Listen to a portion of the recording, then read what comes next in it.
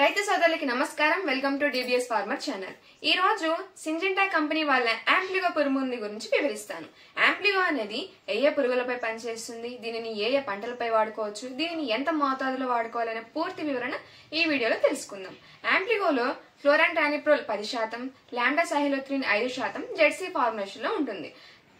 Ampligo అనేది broad spectrum insecticide. ఇది CS మరియు ఎస్సీ ఫార్ములేషన్ లో తయారు చేయబడి ఉంటుంది. ఇది క్యాప్సూల్ సస్పెన్షన్ ఫామ్ లో ఉంటుంది. అంటే ఇది మనకి కంటికి కనిపించదు. మనం ఎప్పుడైతే పంటపై పిచికారీ చేస్తామో అప్పుడు ఈ క్యాప్సూల్స్ అన్ని కూడా ఆకుల పైన కరుగుకుంటూ వస్తాయి. ఈ విధంగా ఆకంతా వ్యాపిస్తుంది. అంటే ఆకు పై భాగం నుంచి ఆకు కింది భాగం వరకు ఈ రసాయనం అనేది వ్యాపించి ఉంటుంది. ఈ విధంగా ఉన్నప్పుడు ఎప్పుడైతే పురుగు వచ్చి ఆశిస్తుందో ఆ పురుగు అనేది చనిపోవడం జరుగుతుంది. మరి ఈ యాంప్లిగో అనేది ఏ పురుగులపై పనిచేస్తుంది అంటే కాండం తొలచు పురుగు, ఆకు ముడత పురుగు, శనగపచ్చ పురుగు, పొగాకు లద్దె పురుగు, పత్తిలో వచ్చే గులాబీ రంగు పురుగు మరియు ఇతర లద్దె పురుగుల పైన పనిచేస్తుంది.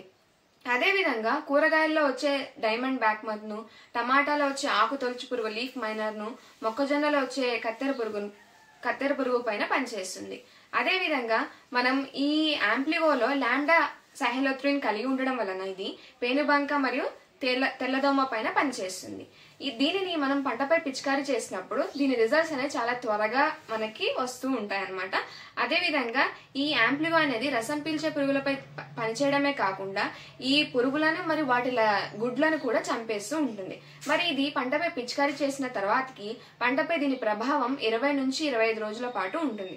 మరి దీనిని ఏ పంటలపై వాడుకోవాలి అంటే వరి, సోయాబీన్, మొక్కజొన్న, పత్తి, చెరకు, టమాటా మరియు అన్ని రకాల కూరగాయలు, వంగ, బెండ పైన దీనిని పురుగు మందుగా వాడుకోవచ్చు. మరి దీనిని ఎంత మోతాదులో వాడుకోవాలి అంటే ఈ యాంప్లిగోని మనం 100 ml ఒక ఎకరానికి 200 లీటర్ నీటిలో కలిపి పిచికారీ చేసుకోవాలి. దీనిని పిచికారీ చేసిన తర్వాతకి 2 గంటల లోపు ఎటువంటి వర్షం రాకపోతే దీని ప్రభావం అనేది చాలా బాగా ఉంటది. అన్ని రకాల నేను చెప్పిన పురుగులు అన్నిటినీ కూడా కంట్రోల్ చేసుకోవచ్చు, పంటని సాగు చేసుకోవచ్చు. ఈ చీడపీడలు లేకుండా మనకి అధిక దిగుబడులు వచ్చి నాణ్యత గల పంట అనేది సాధించుకోవచ్చు.